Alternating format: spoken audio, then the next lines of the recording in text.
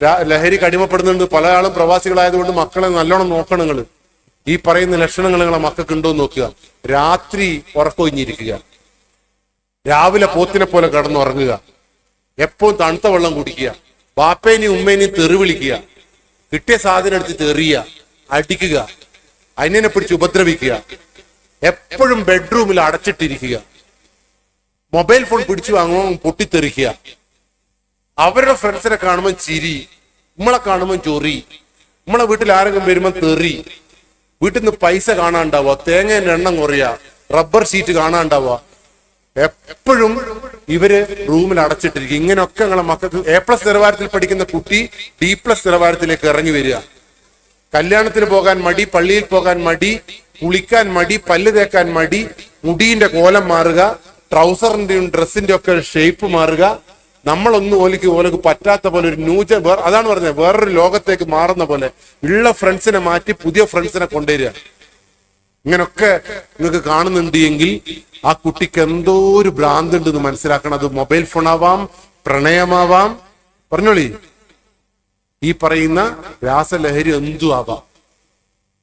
അതുകൊണ്ട് നിങ്ങൾ എന്ത് ചെയ്യണമെന്ന് അറിയോ? നിങ്ങളെ മക്കളെ രക്ഷിക്കാൻ നിങ്ങൾ ഒരു നല്ലൊരു കൗൺസിലറെയോ സൈക്കാട്രിസ്റ്റിനെയോ കാണിക്കണം.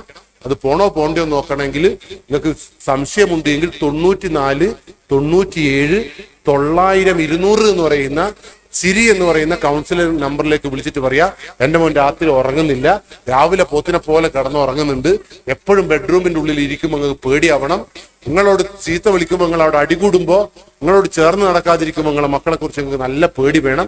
ഈ നമ്പറിലേക്ക് വിളിക്കണം. ഈ നമ്പറിൽ വിളിച്ചാൽ 24 മണിക്കൂറും അതിൽ സൈക്യാട്രിസ്റ്റും കൗൺസിലറും ഡയറ്റീഷ്യൻസും ഒക്കെ അവൈലബിൾ ആണ്. നിങ്ങൾ വിളിക്കണം. ഓക്കെ, നമ്പർ ഓർമ്മ ഉണ്ടല്ലോ. ഇനി 112 എന്ന് പറഞ്ഞൊരു നമ്പർ ഉണ്ട്. ഇന്ത്യയിൽ എവിടെയും സൗജന്യമായിട്ട് നിങ്ങൾക്ക് വിളിക്കാം. അടിയന്തര പ്രാധാന്യമുള്ള എന്താവശ്യത്തിനും നിങ്ങൾക്ക് വിളിക്കാൻ പറ്റിയ നമ്പർ 112 ആണ്. എല്ലാവരും മനസ്സിൽ അത് കുറിച്ചു വെക്കണം. ഇതിൽ വിളിച്ച 30 മിനിറ്റ് കൊണ്ട് പോലീസ് നിങ്ങളെ സഹായത്തിനെത്തും. അടിയന്തര പ്രാധാന്യത്തിന് നമ്പർ എത്രയാ? 112. അടിയന്തര പ്രാധാന്യത്തിന് വേണ്ടി മാത്രമേ അത് വിളിക്കാവൂ. അതിൽ അടിയന്തര പ്രാധാന്യം ഇല്ലാത്ത എന്തിനെങ്കിലും വിളിച്ചിട്ടുണ്ടെങ്കിൽ ഭർത്താവ് തോണ്ടി, അമ്മയമ്മ മാന്തി, അങ്ങോട്ടൊരെണ്ണം കുത്തി, കണ്ണു കുത്തി എന്ന് പറഞ്ഞ് വിളിച്ചിട്ടുണ്ട്, വണ്ടി വരും, പക്ഷെ പോങ്ങളും അതിലുണ്ടാവും. അപ്പം നമ്പർ എത്രയാ? വേമ്പ്ര 112. ഇനി എന്ത് പ്രശ്നം ഉണ്ടെങ്കിലും നിങ്ങൾ വിളിച്ചോ. 1090 ക്രൈം സ്റ്റോപ്പറിലേക്ക് നിങ്ങൾക്ക് വിളിക്കാം. നിങ്ങളെ മൊബൈൽ ഫോണിൽ ഏറ്റവും കൂടുതൽ കള്ളന്മാരുള്ളതും പോക്കറ്റടി നടക്കുന്നതും എവിടെയാ? മൊബൈൽ ഫോണിലാണ്. ആ മൊബൈൽ ഫോണിൽ കേരളത്തിൽ 10 മിനിറ്റ് കൂടുമ്പോൾ ഒരുത്തന്റെ പൈസ പോയി പോകുന്നുണ്ട്. ഒരു പോക്കറ്റടി മൊബൈൽ ഫോണിൽ നടക്കുന്നത്. നിങ്ങൾക്ക് വല്ല ബോധം ഉണ്ടാകും. അതുകൊണ്ട് ഇന്ന് മുതൽ മൊബൈൽ ഫോണിൽ PP എന്ന ശബ്ദം വരുമ്പോൾ എല്ലാവരും സൂക്ഷിക്കുക. PP എന്ന് പറഞ്ഞാൽ ഫുൾ ഫോം എന്താ അറിയോ? പൈസ പോയി. പൈസ പോയി എന്ന് പോയാൽ ഉടനെ നിങ്ങൾ എന്ത് ചെയ്യണം? അലേർട്ട് ആവണം. ഒന്നും പേടിക്കരുത്, പരക്കൊന്നും പായരുത്. 1930 എന്ന് പറയുന്ന നമ്പറിലേക്ക് ഉടനെ വിളിക്കുക. എത്ര വിളിക്കട്ടെ? നമ്മൾ സ്ട്രോക്ക് വന്നാൽ ഒരു ഇഞ്ചക്ഷൻ വെക്കുന്നില്ലേ, അതേപോലെ പൈസ പോയാൽ വിത്തിൻ 30 മിനിറ്റ്സ് ഗോൾഡൻ അവറിൽ 1930 വിളിച്ചാൽ നിങ്ങളെ പൈസ അന്നേരം കേരള പോലീസ് തിരിച്ചിട്ട് തരും. അത്രയേറെ നിങ്ങളെ പൈസക്ക് ഞങ്ങൾക്ക് കണക്കുണ്ട്, നിങ്ങൾക്കാണ് കണക്കില്ലാത്തത്. ഇനി എന്ത് സ്ത്രീകളുടെ പ്രശ്നങ്ങൾ വേണമെങ്കിലും 1098 വിളിച്ചോളി, കുട്ടികളുടെ പ്രശ്നത്തിന് 1092 വിളിച്ചോ. ഇനി മരിക്കാൻ മുട്ടുന്നുണ്ടെങ്കിൽ, കേരളത്തിലാണല്ലോ ആത്മഹത്യ കൂടുതലുള്ളത്, മരിക്കാൻ മുട്ടുന്നുണ്ടെങ്കിൽ കയറും വിഷയെല്ലാം വാങ്ങി വെച്ചോളി. എന്നിട്ട് ദിശ എന്ന് പറയുന്ന നമ്പറിലേക്ക്, സാമൂഹ്യ വകുപ്പിന്റെ ദിശ എന്ന് പറയുന്ന നമ്പറിലേക്ക് വിളിച്ചിട്ട് പറയാം മരിക്കാൻ മുട്ടുന്നു. അപ്പൊ അതിലുള്ള വിദഗ്ധന്മാർ നിങ്ങളെ മരിക്കലിന്റെ മുട്ടലിൽ നിന്ന് രക്ഷപ്പെട്ടു. ഞങ്ങൾ അത്രയേറെ ജാഗ്രത ഉണ്ട്. എല്ലാവരും ഒന്ന് നട്ടലിൽ നിവർത്തിയിരിക്കും, എന്റെ കണ്ണിലേക്കൊന്ന് നോക്ക്, പൊട്ടിച്ചിരിക്കും. ഇന്ന് വീട്ടിൽ പോയിട്ട് എല്ലാവരും ചിരി പഠിക്കണം കേട്ടാ. കണ്ണാടിയിൽ നോക്കി ചിരി പഠിക്കാം. ഇനി ഒരു തന്ത്രം കൂടി ഞാൻ പറഞ്ഞുതരാം. ഉമ്മ, നിങ്ങൾ കല്യാണം കഴിച്ചിട്ടില്ലേ? നിങ്ങളുടെ ഭർത്താവ് കള്ളു കുടിക്കുകയോ കഞ്ചാവ് അടിക്കുവോ അല്ലെങ്കിൽ ഒളിച്ചോടുവോ തൂങ്ങി മരിക്കുവോ? നിങ്ങൾക്ക് ഉറപ്പുണ്ടാ? മരിക്കുന്ന നിങ്ങളോട് തന്നെ ഉണ്ടാവും ഉറപ്പുണ്ടാ? എങ്ങനെ നിങ്ങൾ ഉറപ്പ് പറയുന്നത്? അല്ല സാർ, ഇനി കല്യാണം കഴിച്ചിനാ? നന്നായിരിക്കും. നിങ്ങളെ സ്ഥിതി എന്താ? കഴിച്ചിനാ? നിങ്ങളെ ഭാര്യ നിങ്ങളോട് തന്നെ ഉണ്ടാവുമോ? നിങ്ങളെ മക്കൾ നിങ്ങളോട് തന്നെ ഉണ്ടാവുമോ? എങ്ങനെ നിങ്ങൾ ഉറപ്പിക്കുന്നത്? ഈ നിമിഷം മുതൽ നമ്മൾ ഉറപ്പിക്കണം. ഒരു തന്ത്രം ഞാൻ പറഞ്ഞുതരാം. എല്ലാവരും പറ്റുമല്ലോ. സാറേ, നിങ്ങൾ കല്യാണം കഴിച്ചില്ലേ? വീട്ടിൽ പോവുമല്ലോ. ഇപ്പം വീട്ടിൽ പോവോ? വിളിച്ചോടൂലല്ലോ. വീട്ടിൽ പോവാ, ഭാര്യന്റെ കണ്ണിലേക്ക് ഒരൊറ്റ നോട്ടം. ഭാര്യ തിരിച്ചുങ്ങളെ കണ്ണിലേക്ക് നോക്കുന്നുണ്ടെങ്കിൽ അതാണ് മനുഷ്യ ഭാര്യ, തങ്കി. ആ തങ്കി ഓടോ ചാടോ എന്നല്ലേ നിങ്ങൾക്ക് അറിയേണ്ടത്? തങ്കീന്റെ കണ്ണിലേക്ക് നോക്കി ഒരൊറ്റ ചിരി. തങ്കി തങ്കി ഇങ്ങളെ കണ്ണിലേക്ക് നോക്കി ചിരി മടക്കി തരുന്നുണ്ടെങ്കിൽ തങ്കീനെ ഇങ്ങ് പിടിച്ച് ഒരു 5-6 ഉമ്മ കൊടുത്തേക്ക്. ഉമ്മ ഉമ്മ ഉമ്മ. അതേടിയും പോവില്ല, നിങ്ങളോട് തന്നെ ഉണ്ടാവും. വീട്ടിൽ പോണം, ഭർത്താവിന്റെ കണ്ണിലേക്ക് ഒരൊറ്റ നോട്ടം. ഭർത്താവ് നിങ്ങളെ കണ്ണിലേക്ക് നോക്കുന്നുണ്ട്, തങ്കു. ആ തങ്കു ഓടോ ചാടോ എന്ന് പറയുന്നത് തങ്കുവിന്റെ കണ്ണിലേക്ക് നോക്കി ഒരൊറ്റ ചിരി. തങ്കു തങ്കു നിങ്ങളെ കണ്ണിലേക്ക് നോക്കി ചിരി മടക്കി തരുന്നുണ്ട്, കെട്ടിപ്പിടിച്ച ഒരു 5-6 ഉമ്മ കൊടുത്തേക്ക്. വേതാളത്തിനെ പോലെ നിങ്ങളോട് തന്നെ ഉണ്ടാവും. ഈ സ്കൂളിലെ കുട്ടികൾ 4 വയസ്സ് മുതൽ 18 വയസ്സ് വരെയുള്ള കുട്ടികൾ സ്കൂളിൽ നിന്ന് വരുമ്പോ ആ കുട്ടീനെ നെഞ്ചോട് ചേർത്ത് നിർത്തുക. അവിടെ നിൽക്കട്ടെ 2 മിനിറ്റ്. ആ കുട്ടിയുടെ കണ്ണിലേക്ക് നോക്കുക, ചിരിക്കുക, സംസാരിക്കുക. ആ കുട്ടി നിങ്ങളുടെ നെഞ്ചോട് ചേർന്ന് നിന്ന് നിങ്ങളോട് ചിരിക്കുന്നുണ്ട് എങ്കിൽ, സംസാരിക്കുന്നുണ്ട് എങ്കിൽ ആ കുട്ടീനെ നിങ്ങൾക്ക് വിശ്വസിക്കാം.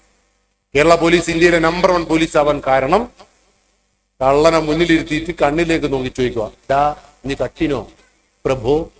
ഒരു കള്ളനും പോലീസിന്റെ കണ്ണിലേക്ക് നോക്കിയിട്ട് കള്ളത്തം പറയാൻ പറ്റില്ല. അപ്പളോനോട് ചിരിച്ചു വേണം. നിങ്ങൾ പരീക്ഷിച്ച് പോയിട്ട് ഇനി നിങ്ങൾ സാറേ വീട്ടിൽ പോവല്ലോ, ഭാര്യയുടെ കണ്ണിലേക്ക് നോക്കുമല്ലോ, ഭാര്യയോട് കണ്ണിലേക്ക് നിങ്ങൾ അങ്ങോട്ട് ചിരിക്കുമല്ലോ, ഭാര്യ നിങ്ങളെ കണ്ണിലേക്ക് നോക്കിയിട്ട് അങ്ങട്ടേലേക്ക് നോക്കിയിട്ടാ ചിരിക്കുന്നതെങ്കിൽ പറഞ്ഞോളി അത് അതിലൂടെ അങ്ങ് പോയിക്കുന്ന അർത്ഥം. അത്രയേ ഉള്ളൂ. മനസ്സിലായില്ലേ?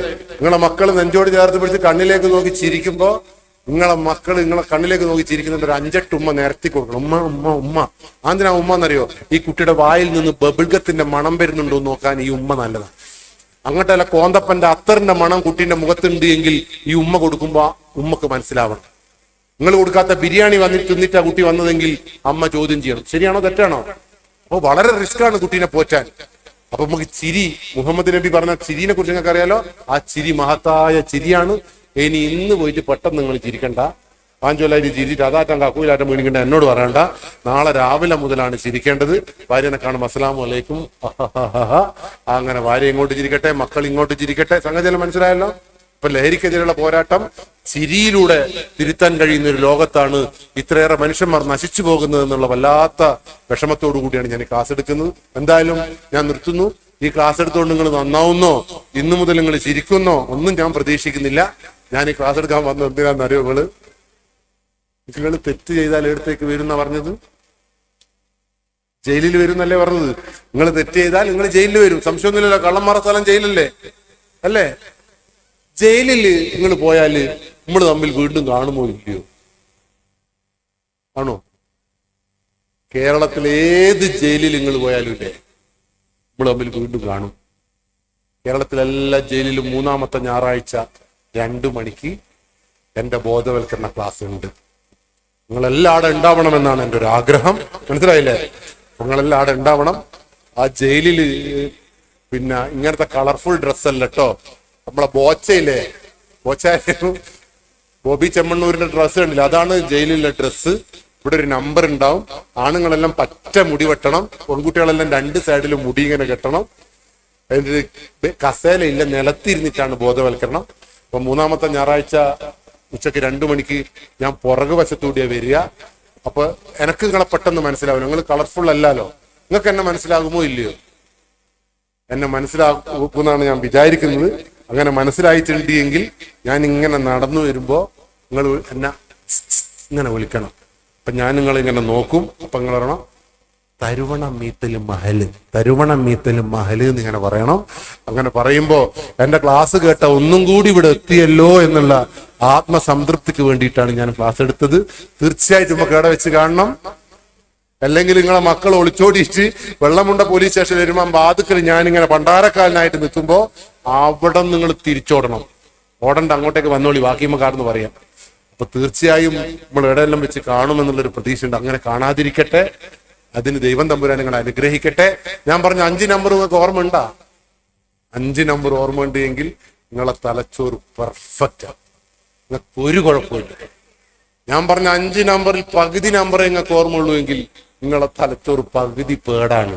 എന്തെല്ലോ തകരാറുണ്ട്. ഞാൻ പറഞ്ഞ ഒരു നമ്പറും നിങ്ങൾക്ക് ഓർമ്മയില്ല എങ്കിൽ എന്റെ കരുനാവായോണ്ട് ഞാൻ ഒന്നും പറയുന്നില്ല. എല്ലാ തലച്ചോറും സമൃദ്ധമാവട്ടെ. എല്ലാവർക്കും ബാപ്പയും ഉമ്മയും മക്കളും ഒന്നിച്ചു ഭക്ഷണം കഴിക്കുന്ന, ബാപ്പയും ഉമ്മയും മക്കളും ഒന്നിച്ച് പള്ളിയിലേക്ക് വരുന്ന, മതപ്രഭാഷണത്തിൽ വരുന്ന, ഒന്നിച്ച് നിസ്കരിക്കുന്ന ഒരു സംസ്കാരത്തിനുടമകളായി മാറാൻ നിങ്ങൾക്ക് കഴിയുമാറാകട്ടെ. അതിനെ നയിക്കാൻ ഈ മഹലിന് കഴിയട്ടെ.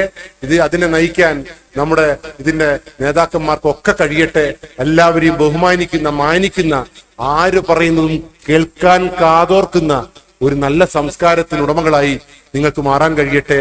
എന്നെ ഈ പരിപാടിക്ക് ക്ഷണിച്ചതിന്, എന്നെ ഇത്രയും സമയം, ഒരു കാര്യം ആത്മാർത്ഥമായിട്ട് പറയാതിരിക്കാൻ പറ്റൂല, ദേശത്തോടെ ആണെങ്കിലും മുയിച്ചിട്ടാണെങ്കിലും ഇത്രയും സമയം എന്റെ മുമ്പിൽ നിങ്ങൾ ഇങ്ങനെ ഇരുന്നിട്ടുണ്ട് എങ്കിൽ എന്റെ ഹൃദയം തൊട്ട് ഞാൻ പറയുന്നു, നിങ്ങൾക്ക് ഈ നിമിഷം വരെ ഒരു വരാന്തൂല്ല. ഇതേപോലെ അപ്പുറത്ത് ഭാര്യയും ഇപ്പുറത്ത് ഭർത്താവും അപ്പുറത്ത് മക്കളും ഒന്നിച്ചിരിക്കുന്ന പൊതു ഇടങ്ങൾ ഉണ്ടാവട്ടെ. എല്ലാവർക്കും ഒന്നിച്ച് നടക്കുവാനും ഒന്നിച്ച് ചിരിക്കുവാനും ഒന്നിച്ച് സംസാരിക്കാനും കഴിയട്ടെ എന്ന് ആത്മാർത്ഥമായി പ്രാർത്ഥിച്ചുകൊണ്ട് എന്നെ ക്ഷണിച്ച ഇതിന്റെ സംഘാടകർക്ക്, എന്നെ ശ്രവിച്ച നല്ല കുടുംബാംഗങ്ങൾക്ക് ഹൃദയത്തിൽ ചേർത്ത് വെച്ച ചിരിയിൽ ചാലിച്ച സ്നേഹാഭിവാദ്യങ്ങൾ നേർന്നുകൊണ്ട് നിർത്തുന്നു.